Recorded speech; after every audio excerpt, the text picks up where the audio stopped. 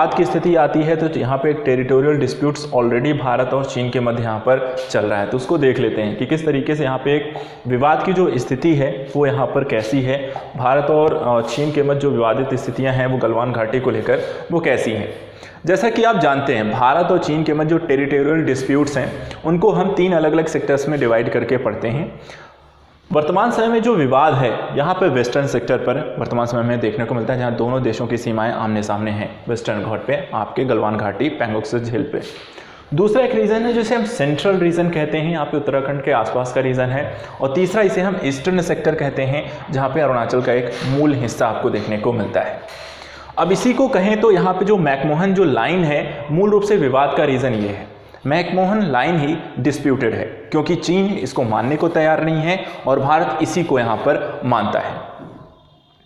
अब अगर देखें तो भारत के लिए जो विवादित पूरा खासकर जो ये वाला हिस्सा है ये बहुत ज़्यादा विवादित है, क्योंकि यहाँ पर अगर हम इस हिस्से को देखें तो करीब आपका ये और ये वाला हिस्सा जो 5180 किलोमीटर का एरिया है और 38,000 किलोमीटर का, ये दोनों ही चीन के कब्जे में है, सक्छम घाटी और आपका आक्साई चीन।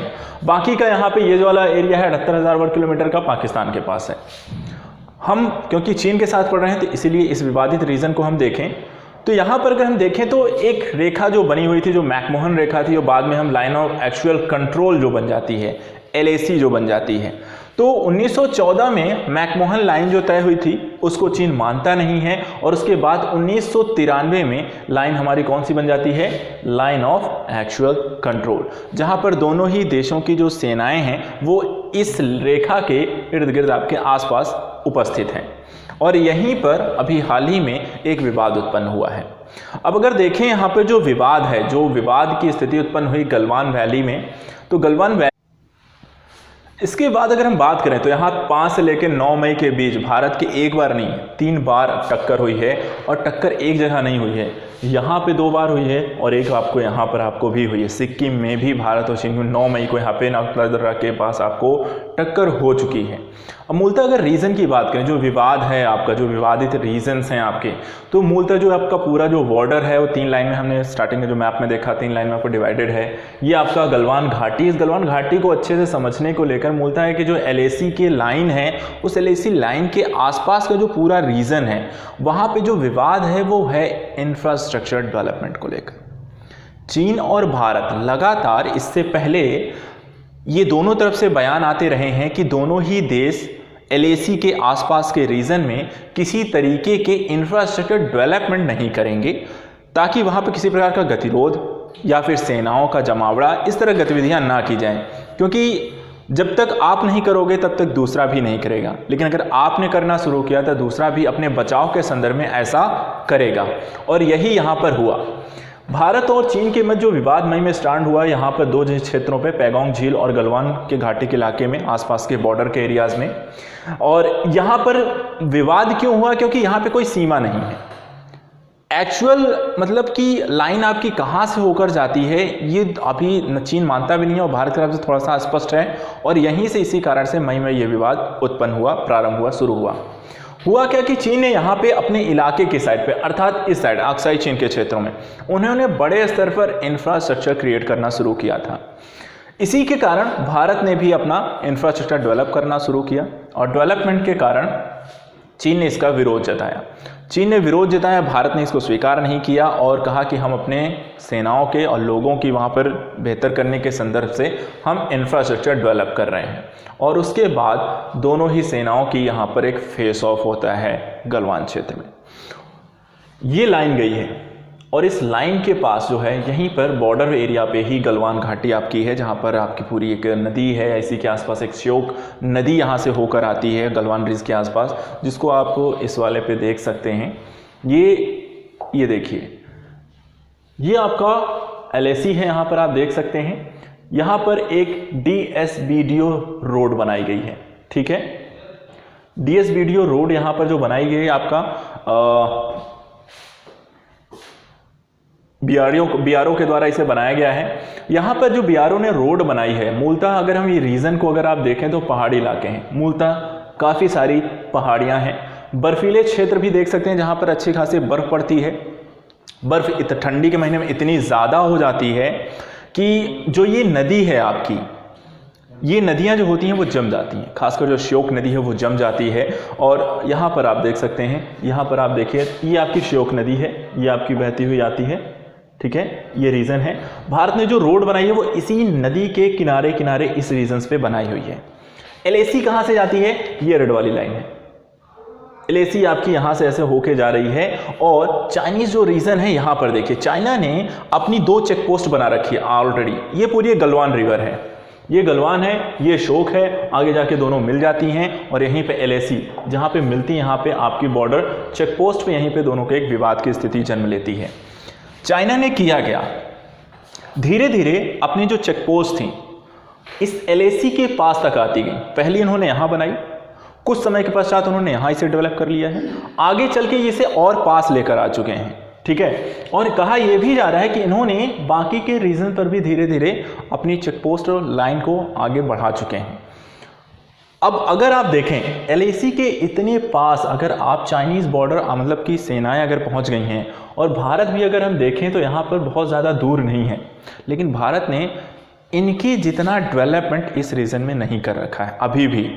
लेकिन जब आप जानते हैं कि आपका पड़ोसी इतनी तेज़ी से हर साल के साथ, हर ठंडी बीतने के साथ वो और भी ज़्यादा LAC के करीब आता जा रहा है, ऐसी स्थिति में, और दूसरी चीज़ वो लगातार लद्दाख को अपना क्षेत्र बताता है, उसके संदर्भ में भारत ने, BRO ने यहाँ पर एक सड़क डेवलप की है। इस सड़क को पहले ये देखिए तो आप अगर गौर करें तो ये सड़क जो है वो पहाड़ों पर है, ये सड़क आपकी नदियों के तल के बराबर में नहीं है। कारण क्या है कि ये नदी जब ठंडी जाती है, गर्मी के दिन आते हैं, जब हिम ग्लेशियर पिघलते हैं तो इन पे पानी की बहुत ज़्यादा मात्रा हो जाती है और बहाव बहुत तेज़ है, क्योंकि पहाड़ है, ऊपर से नीचे की ओर बहाव बहुत तेज़ होता है, जिस कारण जो सड़कें हैं वो या तो डूब जाती हैं या तो वो उखड़ जाती हैं या ख़राब हो जाती हैं, तो वो यूज़ के फायर नहीं रह जाती है। तो BRO ने क्या किया कि यहाँ पे जो पहाड़ हैं नदी के बराबर बराबर सटे हुए, उन्होंने उन पहाड़ों पर उन्हें बम से उड़ा करके उन पर रोड बनाई है।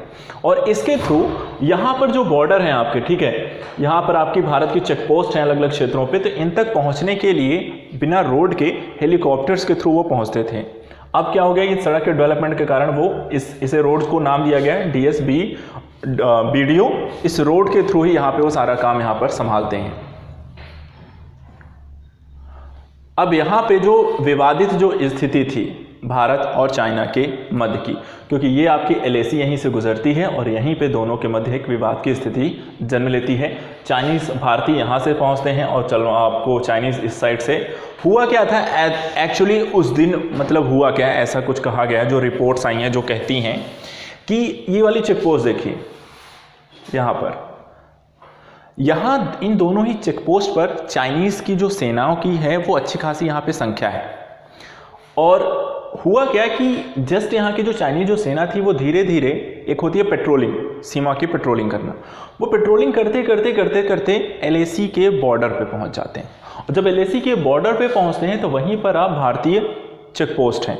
जब वो दोनों आमने सामने आ जाते हैं तो, क्योंकि हमेशा यही होता है कि हाँ ये हमारा क्षेत्र है वो हमारा क्षेत्र है, लेकिन भारतीय बॉर्डर सेना है, श्योक का ये एरिया और LAC का निर्धारण वहाँ पे थोड़ा सा स्पष्ट नहीं होने के कारण बातचीत हुई, वो वापस चले जाते हैं।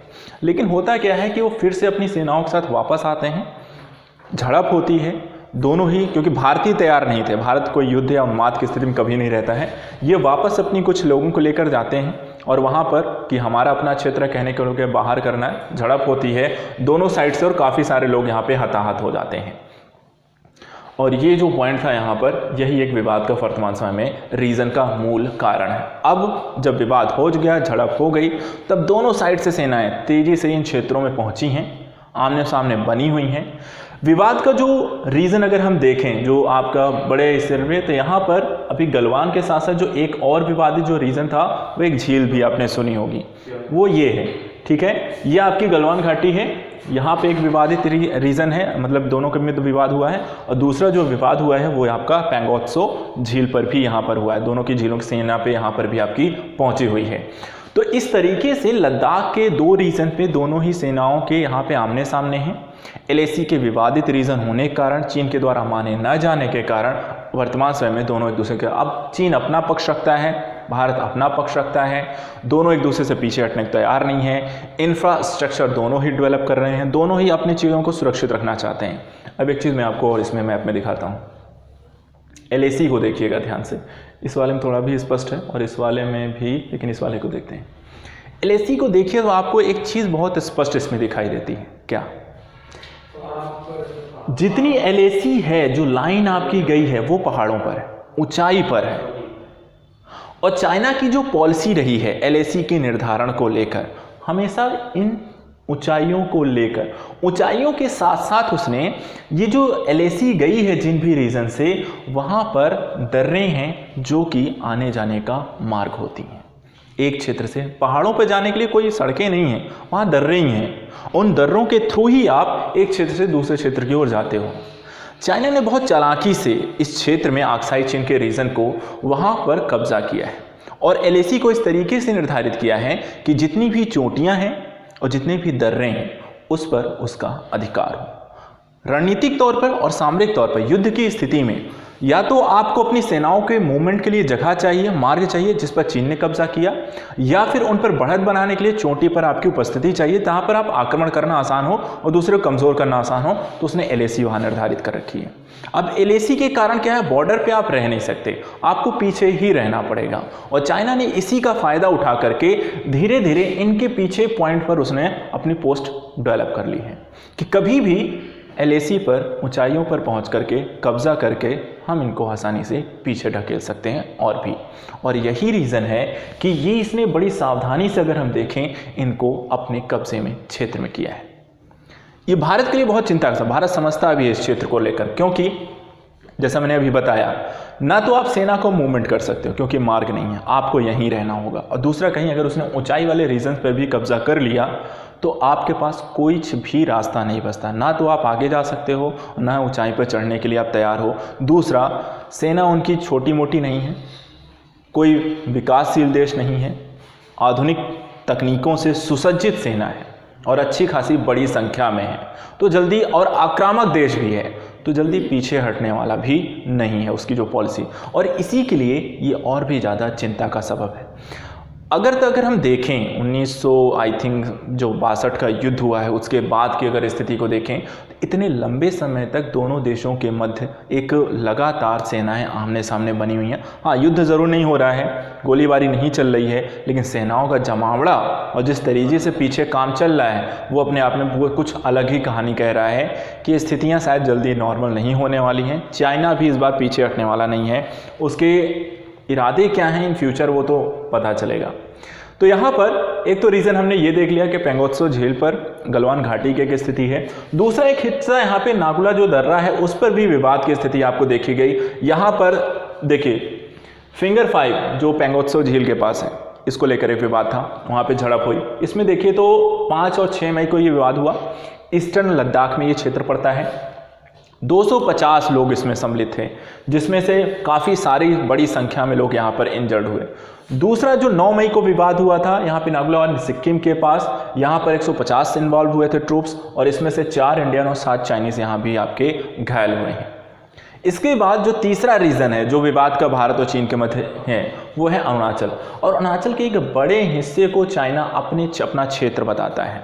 इसमें से अगर आप ये वाला जो पूरा क्षेत्र देखते हैं ये अरुणाचल का है, और अरुणाचल के ये जो वाला पूरा क्षेत्र है इस पर वो कहता है कि ये हमारा है। ये पूरे रीजन को लेकर, इसको समझने को लेकर एक मैप और है। तो यहाँ पर देखें तो भारत और चाइना के मध्य जो विवादित जो पूरा जो एरिया अगर आप देखें, तवांग है इस पूरे रीजन का एकमात्र जो क्षेत्र, जो तवांग वो जिसे वो अपना कहते हैं, ये आपको यहाँ पे पड़ता है, भूटान और अरुणाचल के क्षेत्र में तवांग, ठीक है। और तवांग को लेकर वो क्या कहते हैं, क्योंकि यहाँ पे एक बौद्ध मठ है और इस बौद्ध मठ को क्योंकि यहाँ पे दलाई लामा के द्वारा बनाया गया था, इसलिए भी वो रीजन कहते हैं कि ये जो तिब्बत का जो रीजन है ये तिब्बत का एक्सटेंडेड रीजन है अरुणाचल क्षेत्र। और इस कारण से यहाँ पे जो तवांग का जो बौद्ध मठ की स्थापना की गई है ये इसका प्रूफ है कि ये जो क्षेत्र है वो आपका तिब्बत के अंतर्गत आता है। और इस कारण से उसे अपना एक क्षेत्र वो मानता भी है।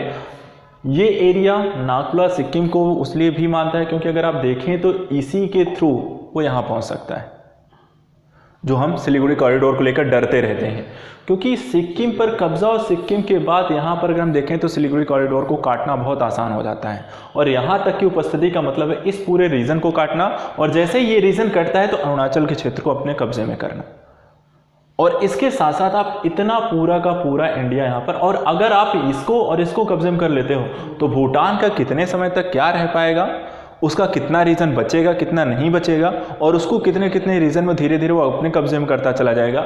जैसे कि डोकलाम का विवाद, हमने ये वाला प्लेटू देखा है, ये विवादित रीजन था डोकलाम का, इसको भी वो अपने कब्जे में लेगा सीधा सीधा। तो देखा जाए तो चाइना अपने आप में इस पूरे रीजन में बहुत आक्रामक है। और खासकर अगर हम देखें तो ये लद्दाख का पूरा रीजन, ये वाला, इसको लेकर वो अपना है, अरुणाचल का पूरा अपना है, सिक्किम का क्षेत्र और भूटान में डोकलाम इत्यादि का जो क्षेत्र है वो सब उसे अपना मानता है। तो एक तरीके से देखा जाए तो जो हमें वही लाइन याद आती है, माओ ने जो कहा था हथेली और 5 उंगलियां, तो ये वो पूरा इसे अपना ही मानता है। और उसकी ये जो गतिविधियां हाल फिलहाल की दिखाई दे रही हैं उसी के आधार पर इसे समझ सकते हो।